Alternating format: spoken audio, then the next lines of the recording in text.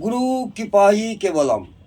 আমি অধ্যাপক ডক্টর শ্রী সুনীল শাস্ত্রী আপনাদের একটি ছোট্ট টোটকা বলবো, যে টোটকাটি মন দিয়ে শুনবেন। মদ ছাড়াবার টোটকা। এই মদ খাওয়ার জন্যে অনেক বাড়িতেই অশান্তি লেগেই থাকে। কিছুতেই মদের নেশা থেকে সরে আসতে পারছেন না, মদের নেশায় আসক্ত হয়ে আছে। বাড়ির যে কোনো সদস্য মদ খেলে বাড়িতে একটা দুশ্চিন্তা এবং পারিবারিক সবসময় একটা ঝামেলা, অশান্তি লেগেই থাকে। আমি এই মদ ছাড়াবার উদ্দেশ্যে একটি টোটকা বলবো, মন দিয়ে শুনুন।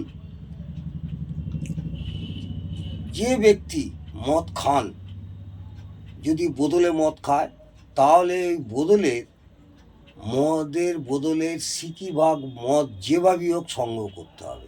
যদি কোনো কারণে বোতলে মদ না খেয়ে গ্লাসে ঢেলে খান, তাহলে যেভাবেই হোক ওই গ্লাসের থেকে কিছুটা মদ সংগ্রহ করতেই হবে।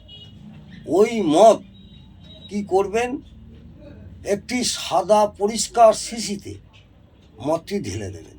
মদটি ঢেলে ভালো করে টাইট করবেন, করে ওকে গালা দিয়ে সিল করবেন।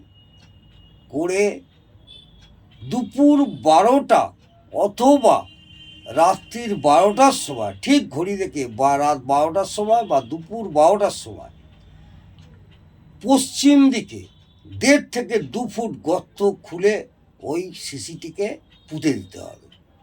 এবং মাটি দেওয়ার সময় যে ব্যক্তি মদ খান বা মদে আসক্ত, তার উদ্দেশ্যে 108 বার তার নাম করতে করতে গর্তটিতে মাটি দেবেন। দিয়ে মাটিটিকে ভালো করে ভর্তি করে চেপে দিয়ে চলে আসবেন। দেখবেন 41 দিনের মধ্যে ওই ব্যক্তি আস্তে আস্তে মদ ছেড়ে দেবে এবং মদের নেশার আসক্ত অনেকটাই কমে যাবে। জয় মাতা।